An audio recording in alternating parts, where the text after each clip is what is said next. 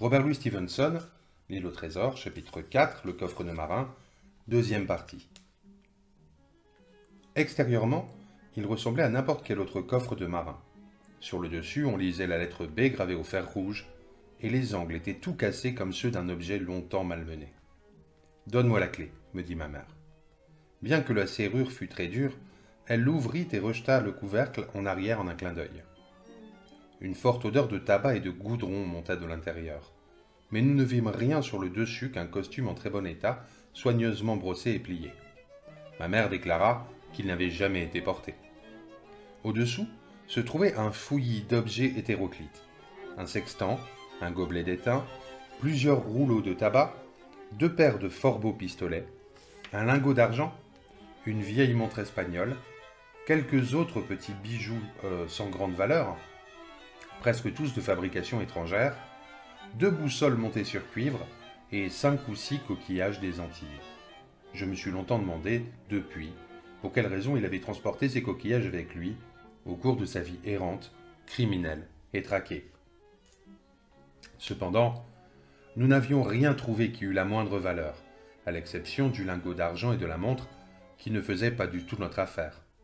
Au fond, il y avait un vieux suroît, tout blanchi par le sel au passage de la barre de plusieurs pores. Ma mère le retira d'un geste impatient et nous vîmes devant nous les derniers objets du coffre. Un paquet enveloppé dans de la toile cirée, contenant sans doute des papiers, et un sac de toile qui, au toucher, fit entendre le tintement de pièces d'or. « Je montrerai à ces coquins que je suis une honnête femme, » dit ma mère. « Je vais prendre mon dû, pas un liard de plus. Ouvre le sac de madame Crossley. » Sur ces mots, elle entreprit de tirer du sac du capitaine le montant de sa dette pour le mettre dans celui que je tenais. L'opération fut longue et difficile, car les pièces de monnaie provenaient de tous les pays et avaient toutes les dimensions. Doublons, louis d'or, guinées, pièces de 8, et bien d'autres encore étaient entassées au hasard. En outre, les guinées se trouvaient en assez petit nombre et ma mère, ignorant la valeur exacte des autres pièces, ne pouvait faire son compte qu'avec celle-là. Quand nous eûmes fait la moitié de notre tâche, je la saisis brusquement par le bras, car je venais d'entendre, dans le silence de la nuit glaciale, un son qui me remplit d'angoisse. Le bruit du bâton de l'aveugle heurtant le sol de la route gelée. Il ne cessa pas de se rapprocher tandis que nous restions figés sur place, retenant notre souffle. Il y eut un coup sec contre la porte de l'auberge. Ensuite, le misérable qui essayait d'entrer tourna la poignée et secoua le verrou. Puis, le silence régna pendant un bon moment, à l'extérieur comme à l'intérieur.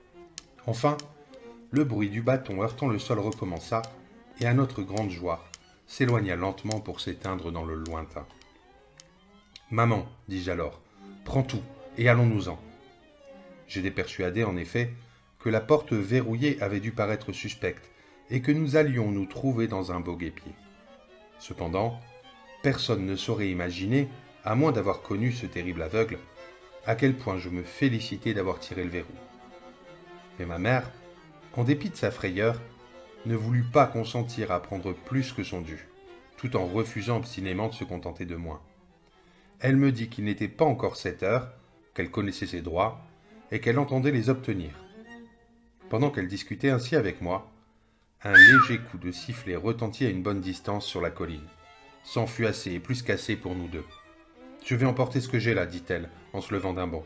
Et moi, je prends ceci pour arrondir la somme, ajoutai-je en saisissant le paquet de toile cirée. Un instant plus tard, nous descendions l'escalier à tâtons, laissant la chandelle près du coffre vide. Après quoi, nous ouvrîmes la porte et battîmes en retraite. Il était grand temps. Le brouillard se dispersait rapidement. La lune éclairait déjà les hauteurs. Il ne subsistait plus qu'un très mince voile de brume tout au fond du vallon et autour de l'auberge pour cacher les premiers pas de notre fuite. Bien avant d'être à mi-chemin du hameau, à peine au-delà du pied de la colline, nous serions obligés d'avancer au clair de lune. Mais ce n'était pas tout. En effet, un bruit de pas nombreux parvenait déjà à nos oreilles, et quand nous eûmes jeté un coup d'œil dans leur direction, nous vîmes approcher très vite une lumière qui se balançait de ci de là. L'un des arrivants portait une lanterne. Mon petit, dit ma mère brusquement, prends l'argent et sauve-toi. Je vais m'évanouir. C'était la fin pour nous deux. Comme je maudis la lâcheté de nos voisins. Comme je reprochais à ma pauvre mère son honnêteté et sa cupidité, sa témérité passée et sa faiblesse présente. Fort heureusement, nous étions arrivés déjà au petit pont, et je l'aidai à gagner le haut de la rive en chancelant. Là, elle poussa un soupir, puis s'affala sur mon épaule. Je ne sais trop comment je trouvai la force nécessaire, et crains fort d'avoir agi sans ménagement, mais je réussis à la traîner jusqu'au bas de la rive, puis à l'engager un peu sous l'arche du pont. Il me fut impossible de la tirer plus avant, car la voûte étant trop basse, je ne pouvais m'y glisser qu'en rampant. Il nous fallut donc rester là, ma mère presque entièrement à découvert, et tous deux à portée de voix de l'auberge.